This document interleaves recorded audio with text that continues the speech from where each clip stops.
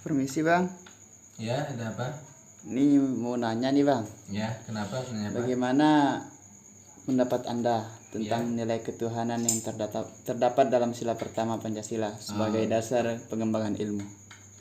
Menurut saya, beberapa nilai ketuhanan yang terdapat dalam sila pertama Pancasila sebagai dasar pengembangan ilmu pengetahuan itu adalah sila pertama ini mengimplementasi bahwa sesuatu yang dihasilkan dari ilmu pengetahuan ini merupakan perpaduan antara pemikiran yang bersifat irasional dan rasional, yaitu antara akal dan kehendak.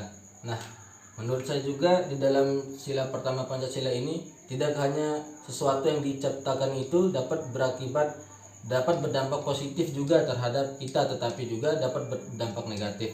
Nah, di dalam sila Pancasila, di dalam sila ketuhanan yang Maha Esa ini juga manusia ini tidak hanya berperan sebagai pusatnya atau minor center, tetapi manusia ini juga merupakan bagian dari sistem yang sedang berlangsung.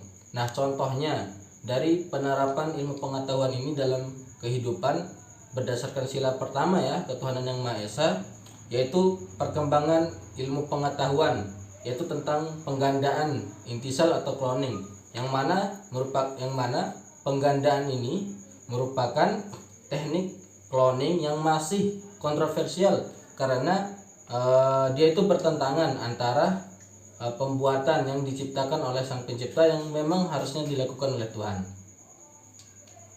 Oke, terima kasih bang Ya. atas jawabannya. Oke, sama-sama. Oke.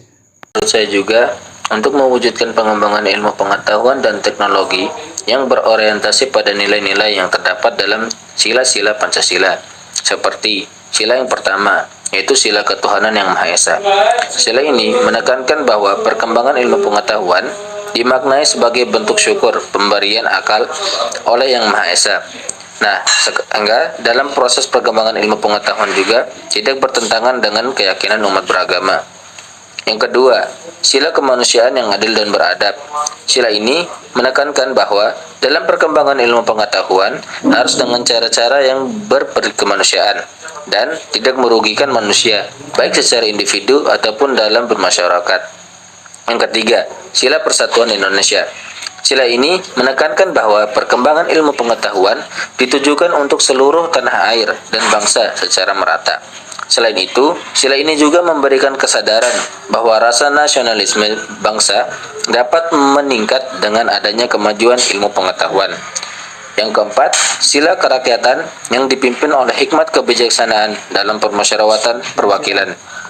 Nah, sila ini menekankan agar dapat membuka kesempatan yang sama bagi semua warga untuk dapat mengembangkan ilmu pengetahuan dan merasakan hasilnya sesuai kemampuan dan keperluan masing-masing, sehingga tidak adanya terjadi monopoli ilmu pengetahuan.